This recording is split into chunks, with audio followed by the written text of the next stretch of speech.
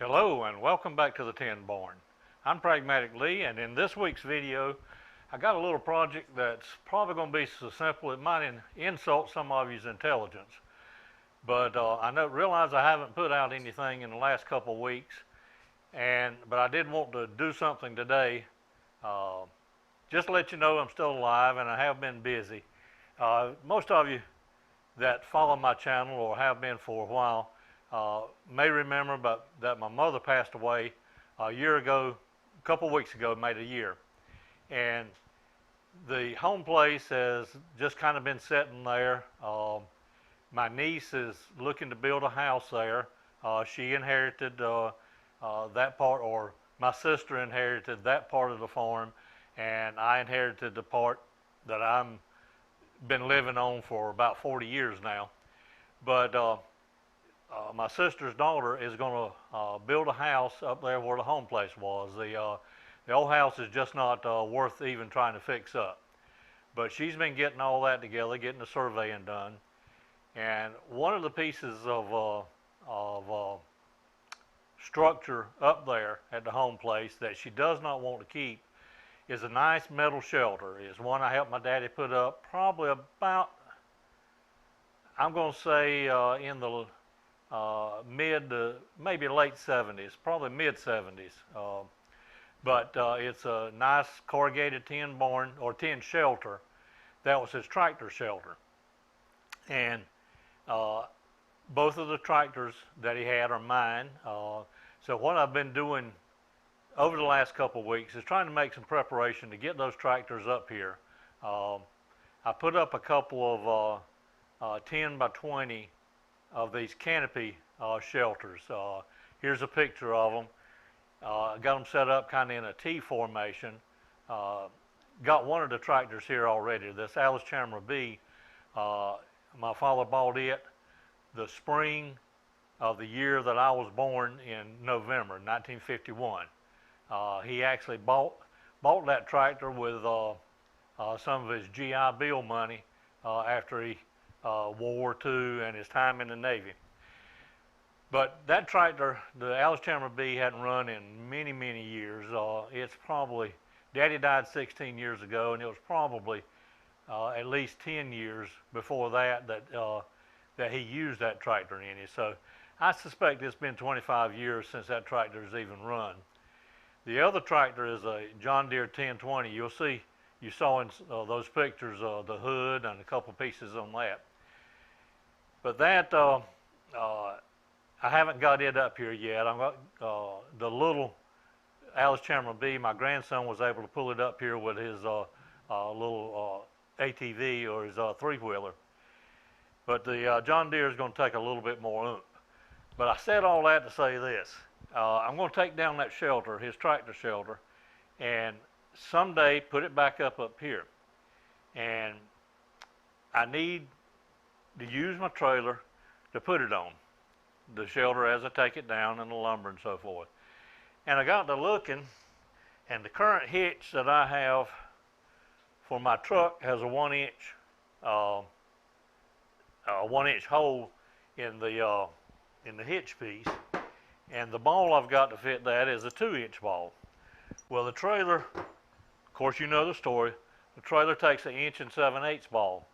So as I said, today's project is going to be so simple it might insult some of you's intelligence, but I did want to get a little something out there on the channel, let you know I was still alive, and just express my concern that I hope everybody is doing fine during this pandemic and getting along okay. We've known several people that have the virus or had gone through having the virus. Thankfully, it's not affected our close family any, but hope all of y'all are getting along good with it.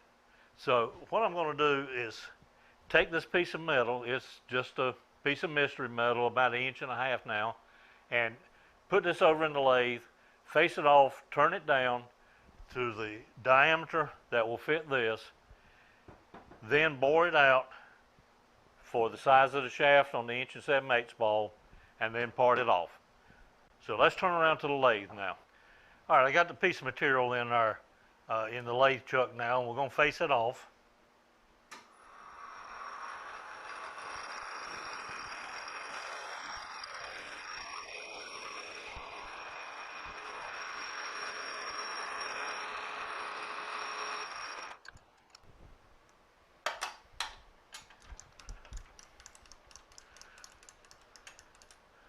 thickness of the hitch is just a little over 3/4 of an inch. I'm going to zero out the z-axis right there, and we're going to turn down, oh, I don't know, just a little over an inch worth of material. So we got plenty of room to part off too. Right along there will be where we go to.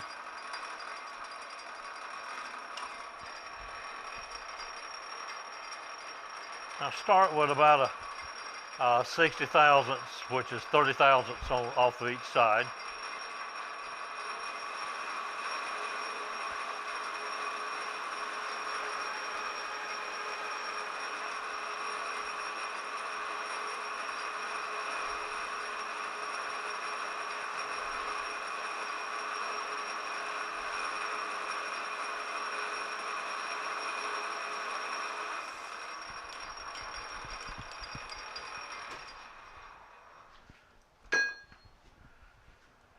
Now the hole we're going to be shooting for is actually a tapered hole. This the bottom part is about 30 thousandths larger diameter than the top. So we're going to shoot for the smaller of the two. About 1.025, a little over 1 inch.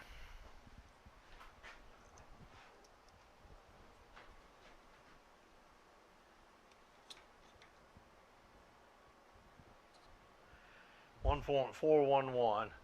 So I'm going to set up a dimension on the DRO over here, and 1.411 is what it is, minus 1.025 is what we're looking. All right, so about 386 thousandths to go. Now that was 30 thousandths off of each side. I believe we can do a little more. So 20, 40, 60, 80.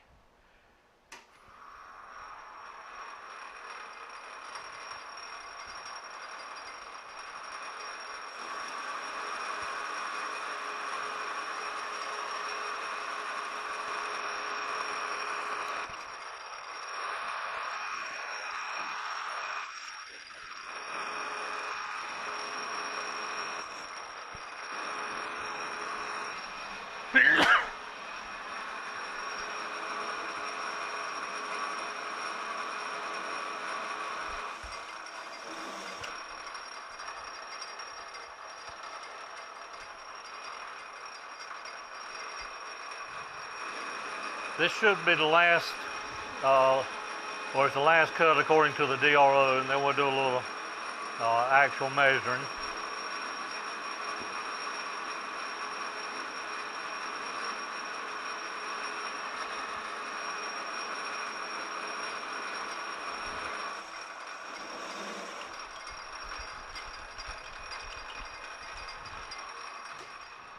DRO actually says we got 2 more thousandths to go. All right, remember this is the big side, and won't quite go on.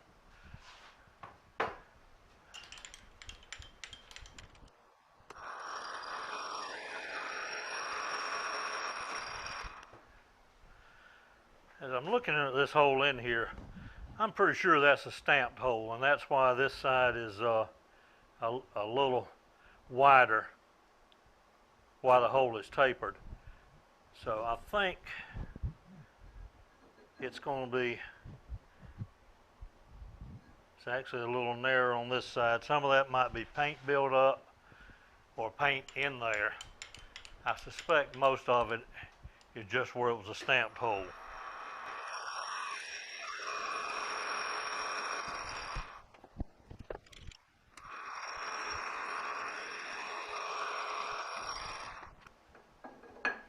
All right, there we go. Wonder what that actually turned out to be.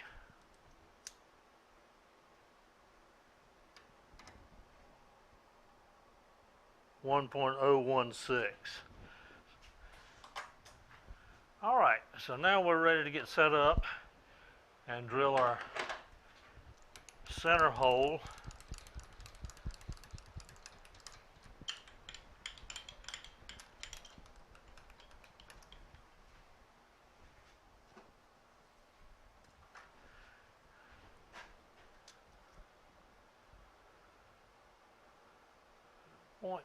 .745, so a 3/4 inch bit should be just right for that.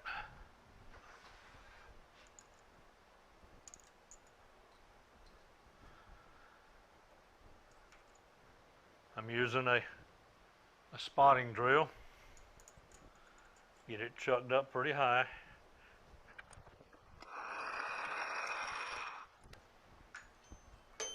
All right, I'm going to start out with, I believe this is a 5/16 I picked up over there.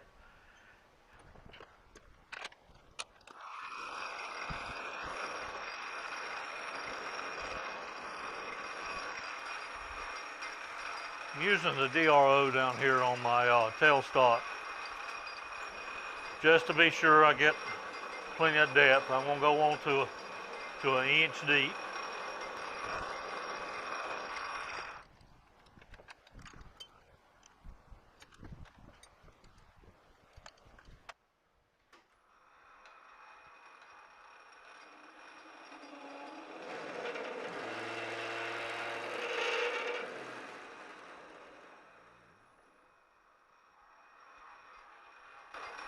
Slow it down a little bit.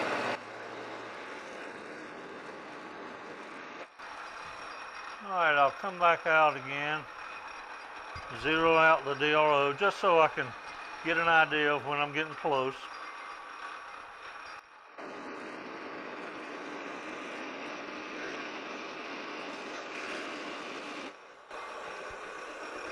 Alright, that's to the bottom of our smaller hole.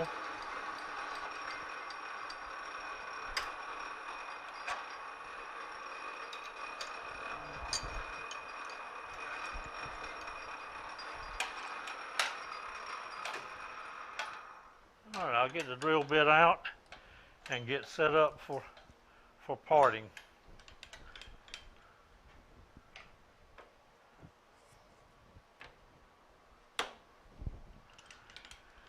Now this is only going to be about a 1/8 on each side, just a little under 1/8. But I still want to be sure my compound is in line with the chuck.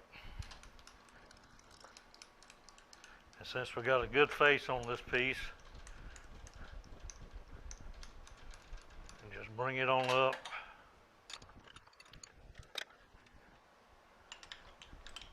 I think while I've got that in a good holding position, I'll go ahead and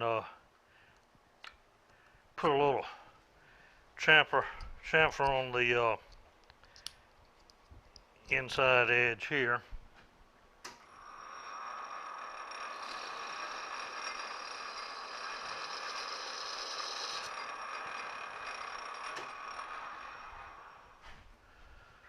Just picked up this Noga set the other day, handle, and 1, 2, 3, 4, 5, 6 pieces of deburring.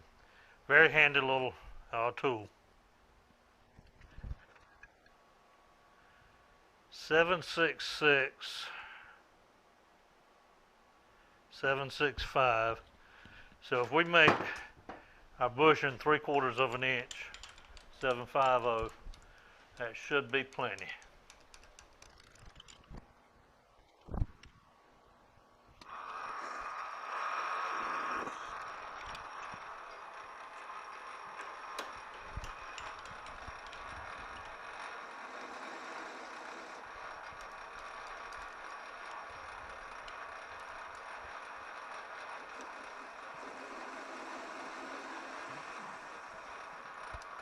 All right, that's got us a good chamfer on each end there.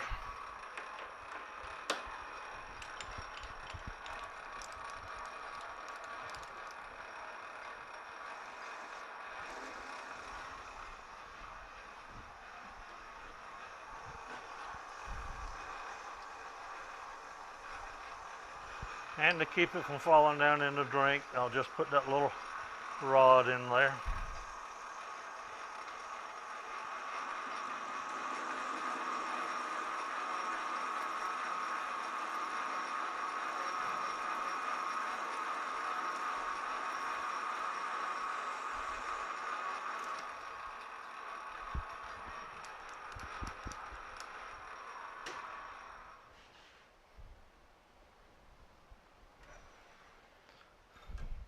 All right, I'm going to let that cool a little bit, and then I will, let's see,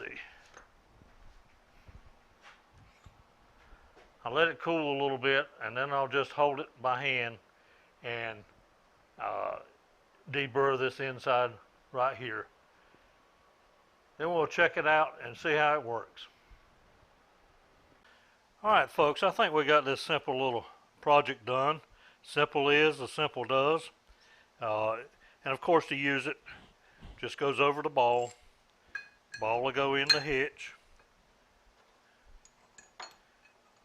The washer and the nut, of course. As I said earlier, this is probably the simplest project I've ever done on the channel. Hope I didn't insult your intelligence too much, but I do have some more projects coming up. I still want to do a video on various different ways to find center of a piece on a piece of material in the milling machine. Excuse me. And another project I want to work on, I still got some commode time on this one to think it through, but this is a Capri sheet metal punch. It gets a lot of use here in the tin barn. It's, again, just made to punch holes in sheet metal. Got dies from 3/32 up to 9/32, and of course the matching sleeves for the die to ride in. The only problem I have with this tool is it takes 3 hands to operate it, to hold it, to punch down, to line your piece of metal up. So in an upcoming project, after I get a mental picture of what it's going to take, I want to make a stand for this. I've got a metal shear and a metal brake, sheet metal shear and sheet metal brake over in the tin barn as well. And I want to make some kind of a mount for this to hold it, that will mount on the same stand that the shear is on. So stay tuned to the channel. I hope you enjoyed, got a little something out of this. At least my lathe got some work. This is probably about the 3rd or 4th video since I've done any lathe work. But you guys take care. I'll keep you updated on the tractor restorations, and we'll see you on the next video.